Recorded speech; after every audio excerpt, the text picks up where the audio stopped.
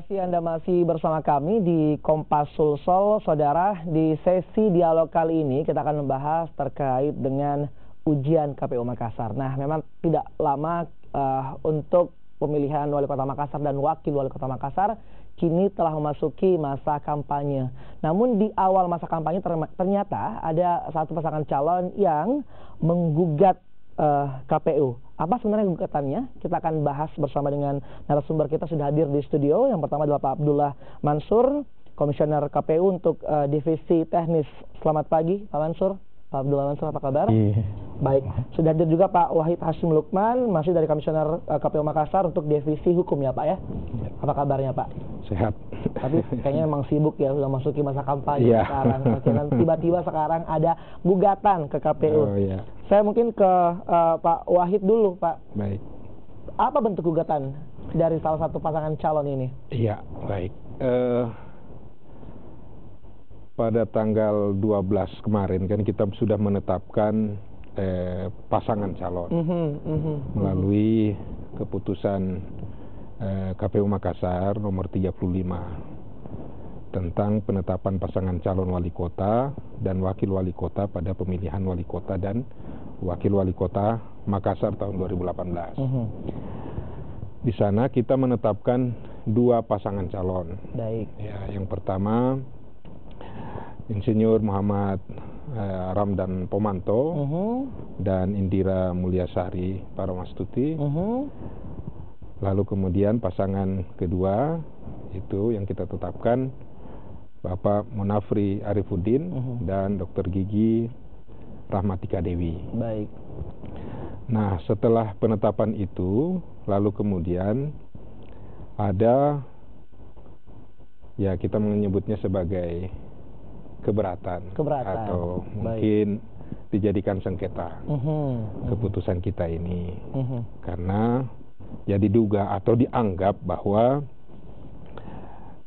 KPU Kota Makassar ya seharusnya tidak menetapkan Insinyur Muhammad Ramdan Pomanto serta pasangannya itu karena dianggap telah menyalahi ketentuan perundang-undangan. Baik.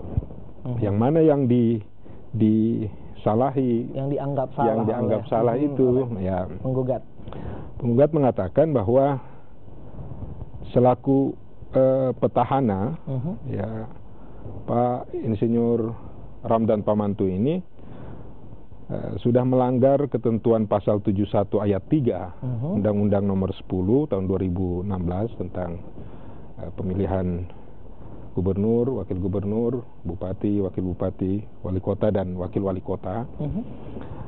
Khususnya berkaitan dengan pasal 71 ayat 3.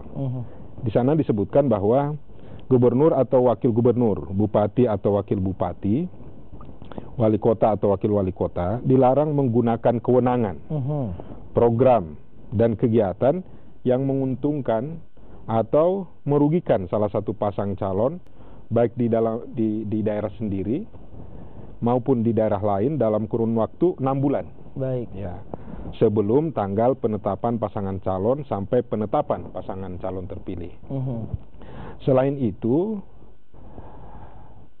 juga dianggap melanggar pasal 89 ayat 2 untuk PKPU ya, Peraturan Komisi Pemilihan Umum nomor 15 tahun 2017, di mana di ayat 2 disebutkan bahwa bakal calon selaku petahana dilarang menggunakan kewenangan, program dan kegiatan pemerintah daerah untuk kegiatan pemilihan 6 bulan sebelum tanggal penetapan pasangan calon sampai dengan penetapan pasangan calon terpilih. Baik.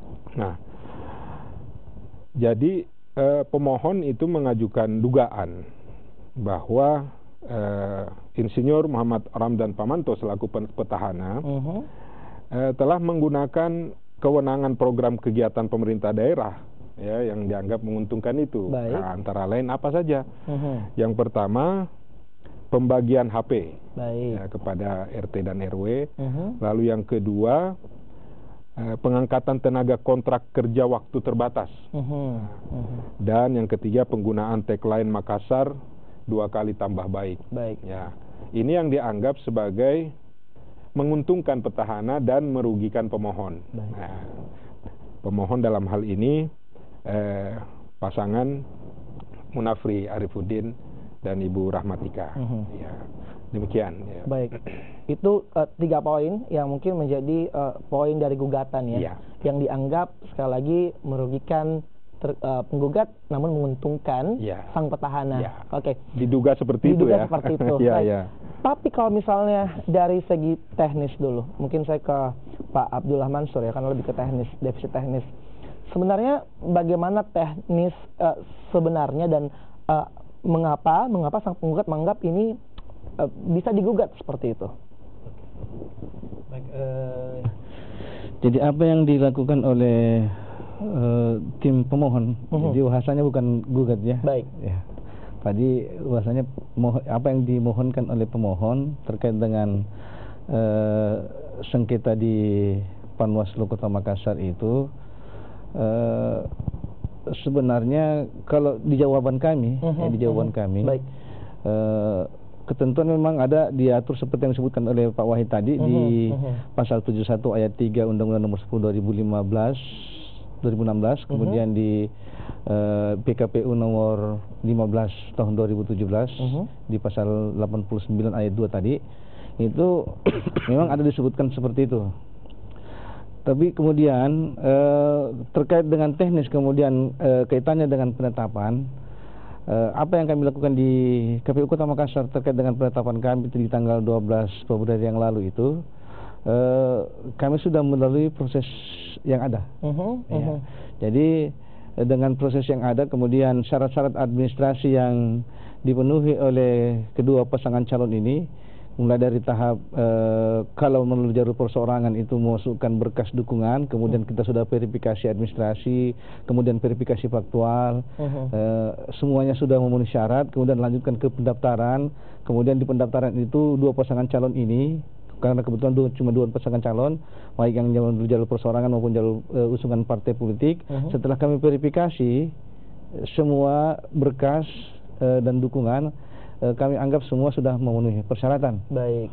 Karena itu sudah memenuhi syarat persyaratan, maka dari tanggal 12 kami sudah menetapkan 2 pasangan calon sebagai calon yang sudah memenuhi syarat. Kemudian apa yang dipermasalahkan oleh pemohon di musyawarah penyelesaian sengketa di Panwaslu itu, kalau kita merujuk ke Perbawaslu nomor 15 tahun 2017, bahwa apa yang menjadi objek sengketa ini sebenarnya, kemudian itu sengketa itu ditujukan ke KPU. Ini merupakan sesuatu yang mungkin kalau bahasa hukumnya agak prematur. Baik. Kenapa dikatakan agak terlalu dini? Terlalu dini, karena kenapa? Apa yang dipermasalahkan terkait dengan kebijakan, kemudian apa yang mereka mohonkan itu adalah terkait dengan pelanggaran, maka di Perbawaslu itu, di Perbawaslu nomor 15 2017 itu diatur bahwa pelanggaran itu harusnya dilaporkan dulu ke Bawaslu atau di Panwaslu. Kalau itu merupakan sebuah pelanggaran dan itu kemudian menjadi sebuah sengketa, barulah kemudian itu dilaporkan ke Panwas. Kemudian kalau memang Panwas, ya, kalaupun kemudian Panwas menetapkan bahwa itu sebuah pelanggaran, kemudian Panwas merekomendasikan kepada KPU. Nah, saya kira itu bisa saja menjadi gugatan kalau kita sudah ada rekomendasi dari Panwas bahwa ini sudah melakukan pelanggaran, maka tidak ada jalan lain bagi KPU untuk melaksanakan rekomendasi Panwas. Tapi kan selama ini dari semua tahapan yang berjalan, mulai dari tahap pendaftaran sampai kita pernah melakukan uji publik terhadap visi misi kedua pasangan calon, kemudian terakhir penetapan, tidak ada sama sekali keberatan yang dilakukan oleh baik dari pihak pasangan calon maupun dari Panwas. Maka apa yang kami lakukan itu di penetapan kami anggap sudah sesuai koridor. Baik, jadi kalau kita lihat yang saya baca di beberapa media juga, bahkan pernyataan bahwa dalam tuntutannya tim kuasa hukum Api Cicu ini menuntut agar KPU membatalkan pencalonan pasangan Diame. Kalau tadi Anda mengatakan statementnya bahwa itu terlalu dini, itu bahkan harusnya memang ke Panwas dulu, jangan KPU. Lalu bagaimana dengan statement ini? mereka menuntut membatalkan pencalonan dengan dasar yang tadi, keberatan yang tadi, bahwa menganggap ya ada beberapa yang dibahas, 3 poin yang dibahas oleh Pak Abdullah tadi. Itu gimana? Jadi kewenangan kami tidak sampai ke tahap itu, ke tahap menganalisa atau sampai meneliti apa yang dilakukan oleh semua bakal pasangan calon. Ya. Kami cuma sampai di ranah administrasi. Ya. Kalaupun itu dianggap terjadi sebuah pelanggaran, maka seharusnya pelanggaran itu kan dilaporkan ke Panwas sebagai sebuah lembaga pengawasan pemilu. Ya. Karena sudah di penyelenggaraan pemilu kan ada 3. Ada 3 komponen di dalam penyelenggaraan pemilu. Ada DKPP, Dewan Kehormatan Penyelenggara Pemilu, yang mengawasi semua penyelenggara pemilu. Kemudian ada Bawaslu atau di Bawaslu atau dan Panwaslu sebagai badan pengawas pemilu yang mengawasi proses berjalannya kepemiluan ini. Kemudian ada KPU. KPU sebagai penyelenggara teknis. Iya. Jadi kalaupun ternyata kami dalam penyelenggaraan ini dalam penyelenggaraan pemilu ini ada terjadi sebuah pelanggaran, maka pengawasannya ada di lembaga yang namanya Bawaslu atau Panwaslu. Ya.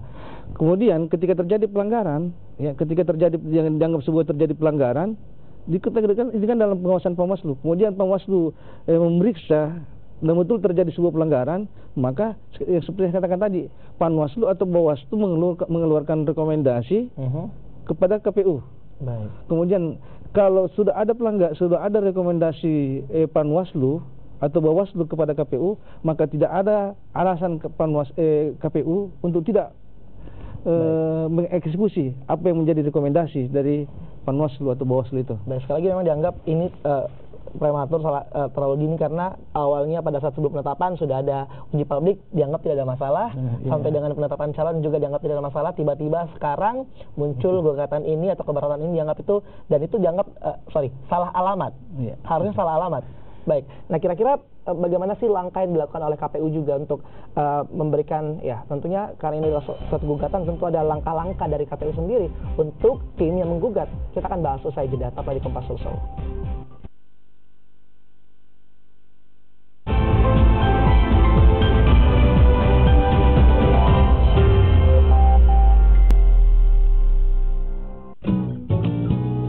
Di sini, kami menyajikan berita dan informasi terupdate, beragam musik pilihan, informasi bisnis, dan gaya hidup selama 24 jam non-stop. Jaringan radio terbesar di Indonesia dan satu dari yang terpopuler di Jakarta. Kami hadir dengan program-program terbaik lintas generasi di seluruh Indonesia. Pastikan frekuensi pilihanmu.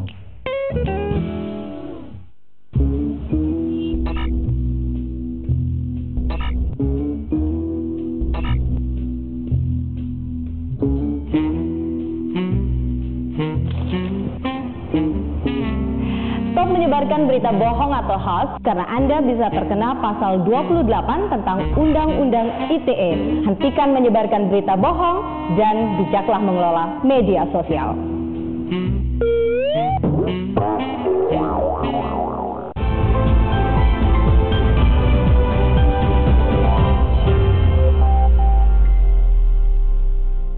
Bersama kami di Kompas Sulsel masih membahas tentang ujian bagi KPU Makassar. Ini masih di pilkada serentak, pemilihan wali kota dan wakil wali kota Makassar di masa kampanye. Kemudian ada satu pasangan calon yang merasa keberatan dengan adanya keputusan dari KPU meloloskan pasangan Ramdan Pomanto dengan Indira Mulyasari Paramastuti. Nah, mungkin saya ke Pak Abdullah, ke Pak Wahid Hashim sebagai divisi hukum. Nah, setelah adanya apa langkah dari KPU selanjutnya setelah ini? Saja karena ada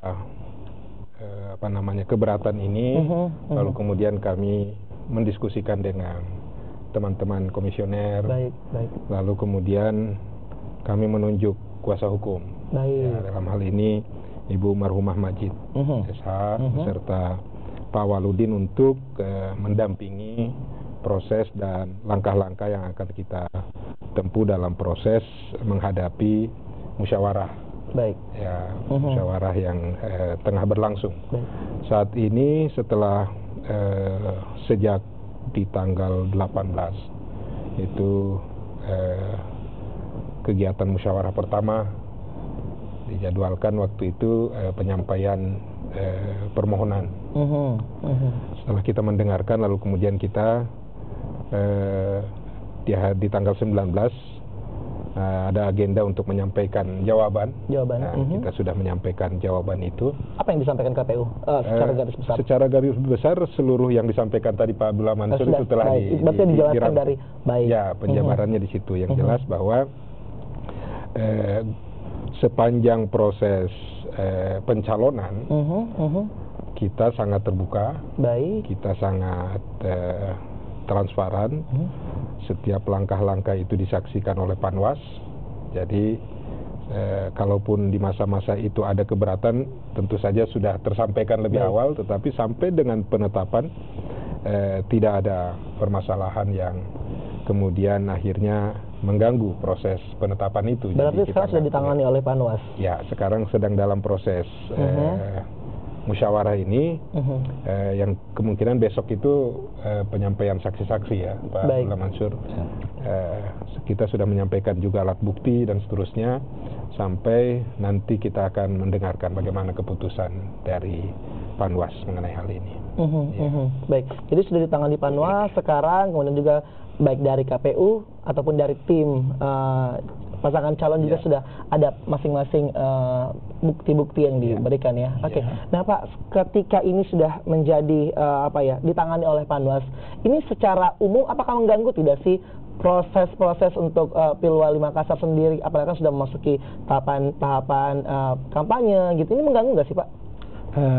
Saya kira kalau dikatakan mengganggu ini sama sekali tidak mengganggu, karena kita sudah di KPU itu kita sudah berbagi fungsi, berbagi kerja. Jadi yang menangani ini kan ada divisi hukum yang menangani tentang gugatannya, kemudian persoalan teknis terkait apa yang dimohonkan oleh pemohon itu kan datanya ada di teknis. Kemudian tahapan yang sementara berlangsung ini adalah tahapan kampanye. Dari kampanye itu tadi tanggal 15 Februari sampai tanggal 23 Juni. Nah, yang menangani kan juga ada divisi yang menangani. Jadi tahapan tetap berjalan. Jadi sama sekali tidak mengganggu. Tapi ini untuk sengketa ini atau masalah ini masih banyak tahapan-tahapan lagi yang harus dilalui ya. Kita masih menunggu hasil dari Panwas sendiri sebenarnya, bukan hanya dari tim KPU, juga dari tim Panwas sendiri. Nah, mungkin kalau secara umum ini kan baru di awal tapi sudah ada gugatan atau ketidaknyamanan, bahkan dianggap seperti misalnya membuat satu kelompok lainnya, artinya itu disusahkan gitu. Kedepannya dengan adanya sudah ada contoh di awal, bagaimana persiapan KPU akhirnya untuk Pilwalkot Makassar ini, Pak? Terkait dengan banyaknya lagi laporan-laporan yang mungkin akan bermunculan. Saya kira KPU sudah siap untuk mengantisipasi semua permasalahan yang ada. Kemudian saya kira musyawarah penyelesaian sengketa ini juga waktunya tidak lama. Jadi kita tidak menunggu terlalu lama untuk menunggu keputusan, karena sesuai dengan Perbawaslu nomor 15 itu proses musyawarah penyelesaian sengketa ini berlangsung selama 12 hari. Jadi makanya sidangnya maraton. Jadi sidangnya maraton. Kemudian setelah besok dan besok lusa itu pengajuan saksi, kemudian hari Jumat itu mungkin kita sudah bisa mendengarkan keputusan, atau paling lambat menurut informasi tadi paling lambat itu hari Senin atau hari Selasa sudah ada keputusan terkait dengan proses penyelesaian sengketa. Berarti maksimal 12 hari. 12 hari. Putusan misalnya contoh laporan ini ya. Iya, jadi mulai dari proses dimasukkannya permohonan sampai dengan keluarnya putusan terkait dengan semua sengketa ini itu 12 hari. Baik, kalau Pak Wahid gimana sih sebagai divisi hukum, persiapan dari tim hukum ini, walaupun hanya ada 2 pasangan calon tapi sepertinya lumayan panas juga ya persaingan di Kota Makassar ini, Pak. Ya, pada dasarnya wajar saja sebenarnya. Baik.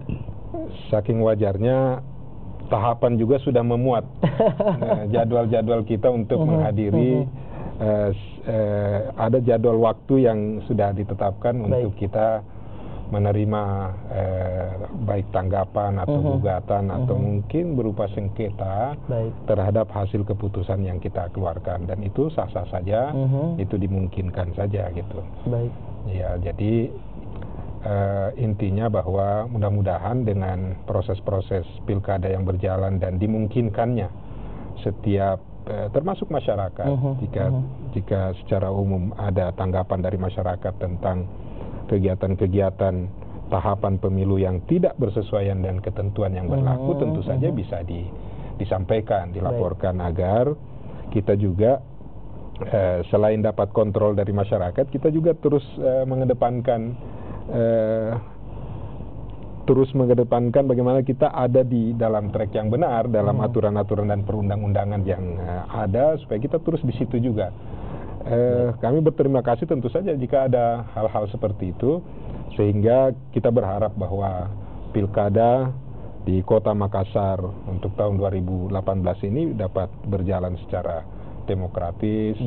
Dan ini ya, saya sering beberapa kali menyampaikan di kegiatan sosialisasi, jadikanlah ini sebagai pesta demokrasi, di mana kenyamanan itu yang kita tumbuhkan, bukan kontestasi persaingan yang akhirnya malah mungkin bisa mencederai kebersamaan kita, ketenangan kita sebagai masyarakat. Ini adalah pesta demokrasi, pestanya masyarakat Makassar, supaya kita akan mendapatkan pemimpin, kemudian melalui proses demokrasi ini pemimpin yang amanah, yang dapat melaksanakan pembangunan selanjutnya di kota kita ini. Masih banyak tugas-tugas yang harus dikerjakan KPU Makassar ya, sampai dengan pemilihan nanti, bahkan setelah itu juga masih panjang juga. Kita nantikan kinerjanya. Bapak-bapak, terima kasih telah hadir bersama kami, dan juga semoga sih masalah penyelesaian untuk sengketa pilkada ini cepat selesai ya. Kita tunggu hasilnya nanti dari Panwas juga. Terima kasih Pak Abdullah Mansur, Komisioner KPU Makassar untuk Divisi Teknis, dan juga Pak Wahid Hashim Lukman, Komisioner KPU Makassar Divisi Hukum. Terima kasih telah hadir di studio kami. Dan saudara, usai jeda kami akan kembali lagi di Kompas Sulsel dengan beragam informasi lainnya. Tetaplah bersama kami di Kompas TV, independen terpercaya.